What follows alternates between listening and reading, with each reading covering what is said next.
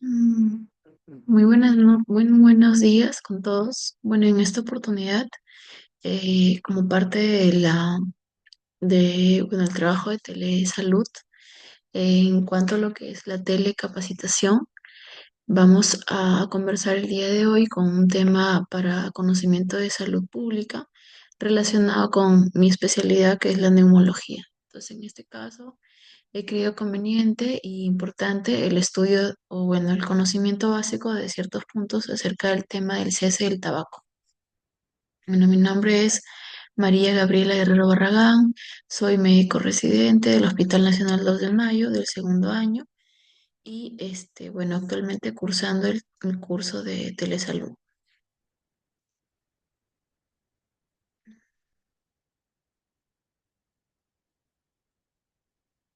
Bueno, ¿cuáles son los objetivos de esta exposición? Que el personal de salud puede identificar aquellas etapas de cambio por las cuales pasan todos los pacientes que tienen la intención de dejar de fumar, ¿no? O que tienen algún tipo de trastorno debido al consumo de nicotina. De esta manera, bajo este conocimiento, los profesionales de salud podrán tener técnicas las cuales podrán aplicar, ¿no? En los métodos, como método importante para poder ayudar a los pacientes, y también conocerán algunos tipos de intervención dentro del tratamiento para dejar de fumar. Entonces, ¿qué es la nicotina? Es una planta originaria de América que ha sido consumida durante muchos años en muchos lugares hace miles de años, ¿no? Inicialmente por motivos religiosos y posteriormente ya introducida como parte de algo placentero, más que nada en 1942 cuando los europeos la inician a consumir con este motivo. Entonces, la prevalencia según nivel educativo se evidencia, ¿no? Que generalmente con el porcentaje mayor se va a connotar en las personas que tenían algunos años de escuela técnica o de universidad, y el porcentaje mayor era el paciente o la persona ya graduada con algún tipo de grado, ¿no? Ya sea universitario o técnico. Entonces, generalmente el mayor grueso de pacientes que empiezan a adquirir estos hábitos tabáquicos se encuentra durante o en los primeros años de algún tipo de estudio, ¿no? Y obviamente, generalmente cuando ya hay menos porcentajes, cuando las personas han terminado esa etapa educativa. Con respecto a la edad, el grueso de pacientes va a estar abocado mayormente entre los 25 a 34 años, es decir, una población laboralmente activa, ¿no? El grueso de producción de la población en un 16,6%. Tenemos en un 13,8% de 35 a 44 años, y en tercer lugar de 45 a 54 años con un 12,8%. Entonces, ¿por qué las personas fuman? Normalmente, bueno, la nicotina es una sustancia adictiva que se encuentra dentro del cigarro, ¿no? Además de eso, también puede coexistir con otras sustancias igual de adictivas, como por ejemplo el alquitrán, ¿no? Y además, cuando se sucede el proceso de fumar, el tabaco generalmente puede producir mediante reacciones catabólicas otro tipo de sustancias adictivas, porque mucho de estas sustancias se desconoce la real función que puede tener a nivel in vitro, a nivel respiratorio de cada persona, pero que sí se asocia a muchos grados de adicción, ¿no? ¿Por qué es adictiva? Porque generalmente está relacionada con circuitos del placer, ¿no? Con la parte de los circuitos de gratificación del cerebro, por lo cual su consumo se encuentra o viene a ser muy placentero. Muchos quisieran dejarlo, es cierto, la nicotina el tabaco es la segunda droga más consumible, o la más frecuentemente consumida, y generalmente la mayoría de pacientes desean o expresan el deseo en algún momento de su vida, de su adicción, de dejar el tabaco, ¿no? Pero de este porcentaje grande, más del 85% tratan de dejarlo sin recurrir a una ayuda profesional, por lo cual sus intentos son frustros. El impacto social del tabaco. El tabaco es la segunda causa de muerte, es causa y causa final de muerte y aumenta de manera importante el costo moro y mortalidad en las poblaciones. Problemas por los cuales pues, que puede ocasionar el fumar, ¿no? Es la causa principal, como ya he mencionado, de cáncer y de muerte por cáncer, relacionada especialmente al cáncer de pulmón, al cáncer de esófago, de laringe, de boca de garganta y en menor proporción, menor frecuencia, vejiga, hígado, páncreas, estómago, colon y recto. La DSM-5 va a definir el trastorno por consumo de tabaco a un patrón problemático de consumo que provoca un deterioro o un malestar clínicamente significativo y que se manifiesta al menos por dos de los hechos siguientes en un plazo de 12 meses.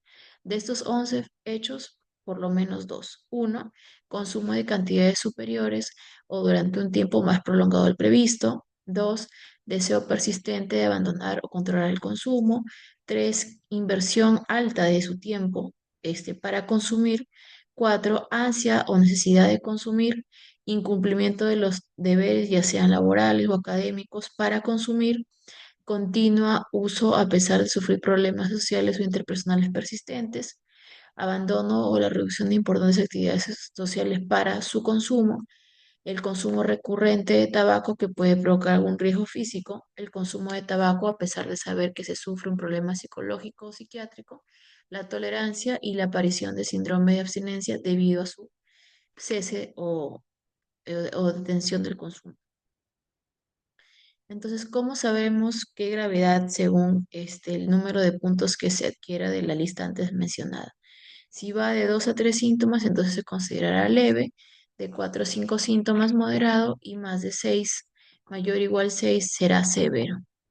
Entonces, también se connota ciertos términos como la remisión inicial, la cual se da después de 3 meses, remisión continuada, que es después de 12 meses, y también tenemos la terapia de mantenimiento en un entorno controlado. La abstinencia de tabaco, criterios diagnósticos, consumo diario de tabaco por lo menos durante varias semanas. Dos, ese brusco reducción de la cantidad de tabaco consumido, seguido en las 24 horas siguientes por cuatro o más de los siguientes síntomas.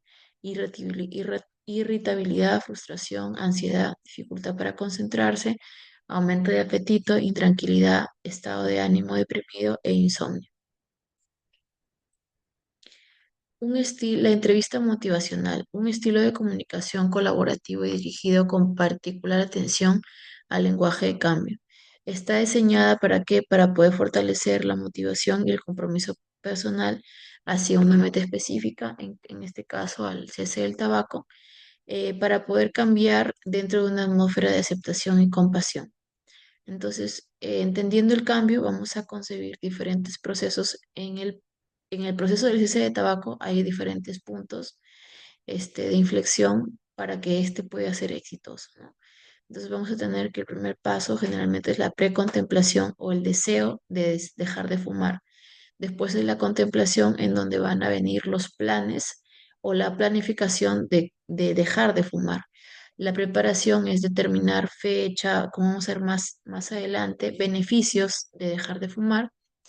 El cuarto punto es la acción y una vez que se cesa de fumar hay dos caminos que muchas veces son completamente distintos. Uno es la recurrencia y el otro es el mantenimiento.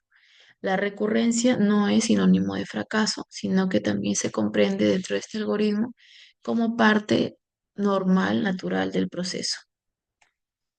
El screening, bueno, el screening sirve para poder identificar aquellos niveles de riesgo alto o moderado que pueden experimentar problemas psicosociales relacionados a la forma de consumo del paciente. Se pueden utilizar instrumentos como el AUDI, el CAGE, el DAS y el PHQ-9. La brief intervention no va a permitir este tipo de intervención. Sugiere que el paciente tiene un consumo riesgoso y debe de recibir una intervención breve. Estas intervenciones deben ser centradas en la persona, basadas en evidencia médica, debe darse mediante conversaciones de 15 a 45 minutos, enfocada en apoyo motivacional principalmente y tomando en cuenta el nivel de disposición al cambio. Esta intervención va a estar dentro del algoritmo que he mencionado en la precontemplación y contemplación del cese de tabaco. En el caso de la intervención brief, vamos a tener el algoritmo Oreo o como parte de orientación, o sea, pedir permiso para hablar, explicar, aclarar el tiempo de duración y explicar el propósito de la intervención. R, retroalimentar, es decir, explorar la reacción del paciente. E, de escuchar y evocar, escuchar de manera reflexiva y empática al paciente. O de opciones de cambio, por ejemplo, manejar tu consumo por tu cuenta propia, eliminar el consumo, nunca poner en riesgo a otros o adquirir un tratamiento. Es decir, clarificar para el paciente cuáles son las ventajas de dejar de fumar, que pueden ser múltiples, ¿no? En función de lo que el paciente quiera o tenga como objetivo. Entonces, dentro de los tratamientos encontraremos múltiples, ¿no? Está, por ejemplo, los parches de nicotina. Estos parches de nicotina normalmente hay de muchas marcas, pero por lo general tienen una duración corta de 24 horas, o sea, hay que renovarlo cada 24 horas. Después están las gomas de mascar de nicotina, que generalmente se pueden mascar hasta que el paciente perciba un sabor ácido y en ese momento entonces pondrá este tipo de chicle entre la encía y el diente y de esta manera liberará la nicotina y el paciente experimentará pues facilidad, digamos, calma frente a la necesidad de fumar. En el caso del bupropio, es una droga que es exitosa, bastante exitosa en lo que es el cese de fumar, generalmente a diferencia de las otras alternativas de tratamientos, tiene que iniciarse su consumo 1 o 2 semanas antes del inicio de la planificación, es decir, en la fase de planificación, o sea, antes del cese del tabaco debe iniciarse la administración de bupropión con la finalidad de llegar a cantidades óptimas para cuando el paciente cese de fumar. En el caso de la terapia cognitiva conductual, ha demostrado que es un apoyo o una herramienta crucial, ¿no? Asociado a alguno de los medicamentos o tratamientos farmacológicos que ya mencioné. ¿Por qué? Porque permite al paciente reconocer las situaciones de alto riesgo que se derivan de fumar. ¿Por qué? Porque el paciente toma mayor conciencia para no volver a fumar, permite un manejo adecuado del estrés y además se ha observado de que esta herramienta asociada a una herramienta farmacológica provee un mayor o una mayor tasa de riesgo, de éxito, perdón, para el paciente. Entonces, para poder abandonar el hábito tabáquico, el paciente debe prepararse. Para prepararse debe dejar atrás ciertos mitos. Por ejemplo, traté de todo y nada funciona, dejar de fumar es solo fuerza de voluntad, fumar es relajante o que fumar es lo más divertido de la vida, es imposible porque yo no puedo dejar de fumar, o valorar que no es dependiente de la droga y decir que pueden dejar de fumar cuando ellos así lo quieran. También después de tantos años fumando, el daño ya está hecho y tengo miedo a fracasar nuevamente. Estas preguntas y esta preparación deben estar acompañadas básicamente de determinación del paciente para poder romper estos mitos.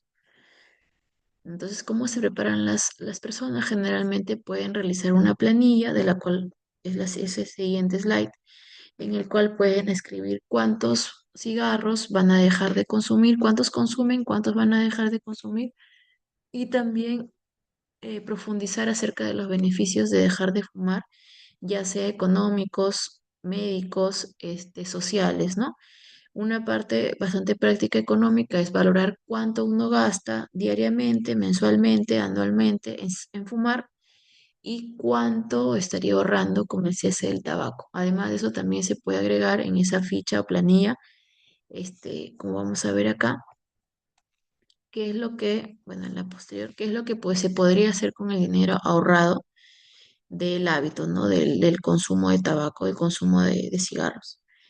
También se puede preparar mejorando el ambiente donde vive el paciente, generalmente optando por viviendas o ambientes libres de humo, afianzar el compromiso propio, conocerse y familiarizarse con los síntomas de la abstinencia, de algún modo prepararse para la síndrome de abstinencia en algún punto y decidir una fecha concisa, exacta para el cese del tabaco. Entonces, generalmente eso en esta planilla lo que hace es valoramos cuánto fumas, con qué frecuencia fumas, cuántos cigarrillos fumas y ver en qué sentido uno lo hace, ¿no? Con qué sentimiento, para llenar qué tipo de sentimiento en el momento del día en que uno consume. Y también poner como ítem 1, 2, 3 cuál es la importancia en ese momento que se consume el cigarro de fumar. Obviamente va del 1 al 3, siendo 1 el menor, la menor importancia de la adicción y 3 la mayor. Eso es lo que había mencionado de valorar cuáles son las ventajas, ¿no? De fumar perdón, son las ventajas de dejar de fumar y qué ventajas, en este caso económicas, se podrían generar frente al cese del tabaco. En cuanto a ambientes libres de humo, vamos a valorar, en este caso, el paciente puede fumar solo, puede empezar o evitando fumar en lugares donde haya gente, por ejemplo, en lugares no que no fume en su trabajo, ni en su carro, ni en su casa, que se acostumbre a fumar en lugares abiertos y de esta manera empezará a dejar de asociar los lugares con fumar. Em, el paciente, como había mencionado, debe conocer los síntomas de la abstinencia. Estos síntomas de la abstinencia son irritabilidad, mal humor, intolerancia, aumento de apetito, insomnio, somnolencia, cefalea, taquicardia, temblores. Y posterior a ello, una vez que el paciente se prepara y tiene que fijar una fecha para fumar. ¿Para qué? Para establecer este plan aumenta la capacidad o el porcentaje de éxito y también disminuye el porcentaje de recurrencia, ¿no? Tiene que también, bueno, lo óptimo sería que se asocie este tipo de cese con agregar a su vida algún tipo de actividad positiva, ¿no? Ya sea eh, ejercicio físico o podría ser mejoría en la alimentación diaria, ¿no? Entonces, una vez que se concientiza el paciente, se prepara el paciente, se fija una fecha para dejarlo, se debe acción, se debe ir hacia el siguiente paso, que es el paso de la acción.